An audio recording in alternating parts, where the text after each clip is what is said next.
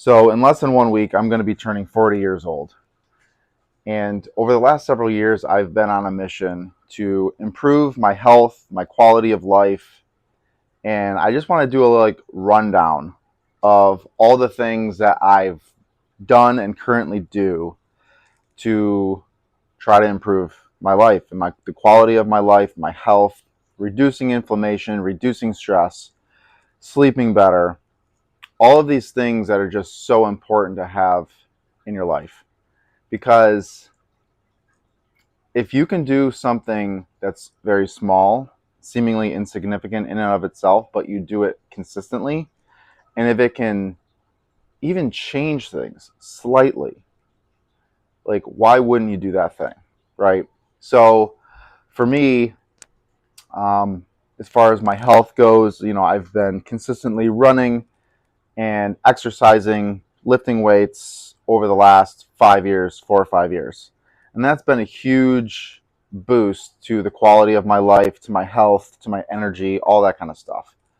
But then once you get into that, you start seeing how well now my diet is going to improve this area or hurt this area of my life, right? If I exercise all the time, but I have a super crappy diet, it's gonna make things worse almost because I'm already stressing my body, but now I'm giving it crappy fuel.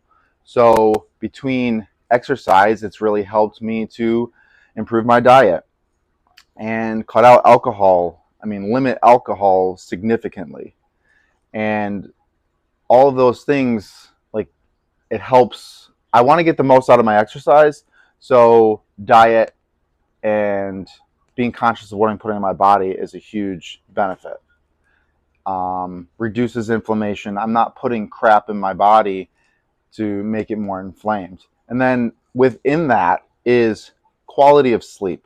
Because if you're putting your body through a lot of stress, physically or even with work, emotional, physical stress is stress. And sleep is one of the biggest recovery tools that you can do. And if your sleep is suffering, then you're not really getting the full benefit of recovery. So I've been on a mission over the last year to really improve my sleep because I had pretty bad sleep and I tossed and turned all night. I was always uncomfortable. I would wake up just super tight and in pain, and I would sweat, just sweat all through the night. And that impacted my wife's sleep too because she was right beside me and I'm like barrel rolling, tossing and turning all night. So maybe many of you know, maybe some of you don't, but in April of this year of 2024, I started sleeping in a hammock in my basement. I mean, this is where I am. It's dark down here, it's cool down here, and I have been sleeping down here since April because the quality of my sleep improved.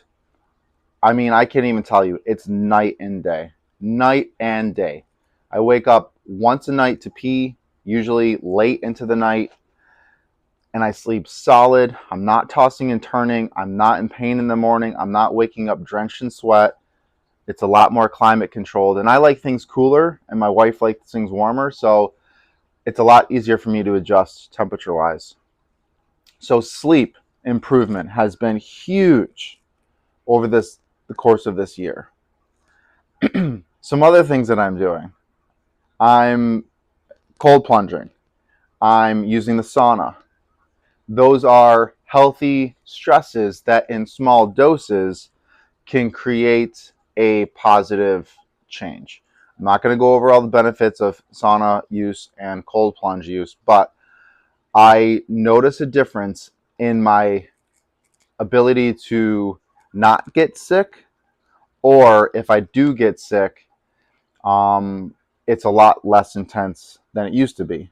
I think this last week I got sick for the first time in over a year, and it was a head cold. It didn't go into my chest, and it was over in like 2 days. And it wasn't even that bad. I never got a fever, but I wasn't doing the sauna as consistently leading up to getting sick because the sauna at the Y is broken.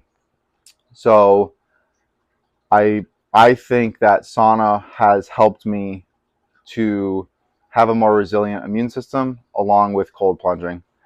Now, another thing that I've been diving into lately, and there's so many things on the internet, but I'm willing to try anything within reason. I'm not going to spend too much money right off the bat, but I'm wearing my tinfoil hat because I've just started to go down the rabbit hole of grounding or earthing. Now, grounding or earthing is when you physically walk on the ground with your bare feet and you're touching the earth. And the concept is that the electrical charge in your body gets dissipated into the earth. You are grounded because we carry electricity within our bodies. Crazy thing is, my wife has been dealing with some inflammatory things in her body, so I'm also on a mission to help her figure this thing out. And the other day, I was testing our voltage, our body voltage, with a multimeter, and mine was barely reading. Okay, I was very, very low, but I gave it to my wife, the same meter, and it got up to almost 1 volt. Almost 1 volt. It was like 0.8, got up to like 0.8, 0.9 of volts coming from her skin. Okay, I'm not a scientist, but I don't think that's a good thing. I don't think we should have almost 1 volt of energy coming from our bodies.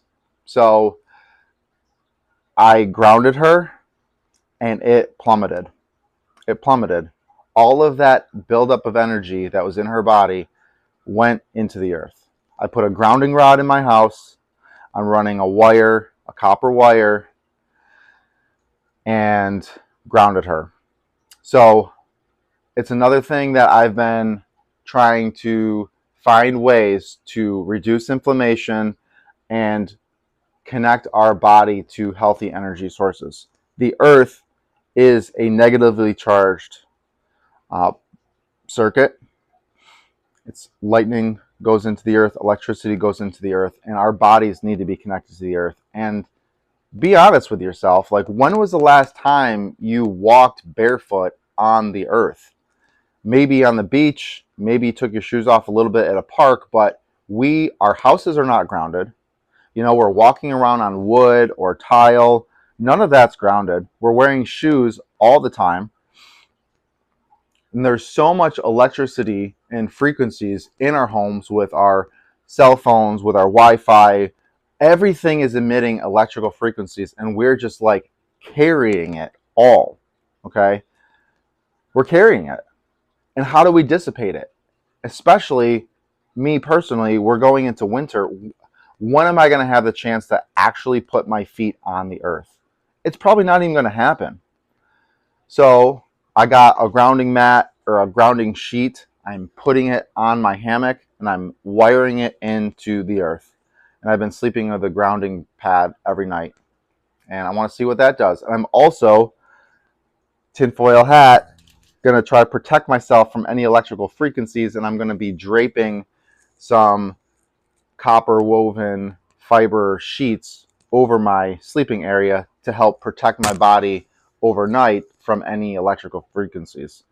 Because if I wrap my cell phone in a copper woven sheet, no signal is getting through that. Okay, Bluetooth, Wi-Fi, anything, it's totally shut off. So if I want to be grounding myself throughout the night, why not drape some EMF blockers over me while I'm sleeping? That's why I have my tinfoil hat on, protecting my brain right now from the electrical frequencies of this phone. I'm just joking, but not really. All that to say, if you followed me with this long, it's fun. I don't want to call it biohacking, but it's kind of fun to learn more and more things about how to better care for our bodies and how to be aware of not to be hyper focused on the dangers around us. All of our advances in technology, all of our advances all across the board, we don't really know what these things are doing to our bodies. We don't really know what harm Wi-Fi and 5G and all of these things have on our body. Having a phone in our pocket all day long, and then when we go to sleep, it's sitting on our nightstand right next to our face. We don't really know what that's doing to ourselves. So it's kind of fun to go down these rabbit holes, to go down these rabbit trails, and try something. It's fun. So I think biohacking is like my hobby now. Yes, running. I love running and I want to stay fit and stay active, but there's something cool about grounding or earthing. It's just cool to have the concept of like we need to be connected to this earth because we all feel it when we're out in nature. We can feel a different energy. It's like we can feel the reduction of electricity, right? Things are calmer. And if we are electrical beings, but we need to be grounded and we are not, your electrical panel in your home has to be grounded. There's certain technologies, computers, that don't work properly if they're not properly grounded. We are electrical beings. We need to be grounded. And if we're not, what harm is that doing to our bodies? So, anyways, tinfoil hat. If you've listened this long, you won. Try something. Try cold plunging. Try sauna. Try grounding. Look into these things for yourself.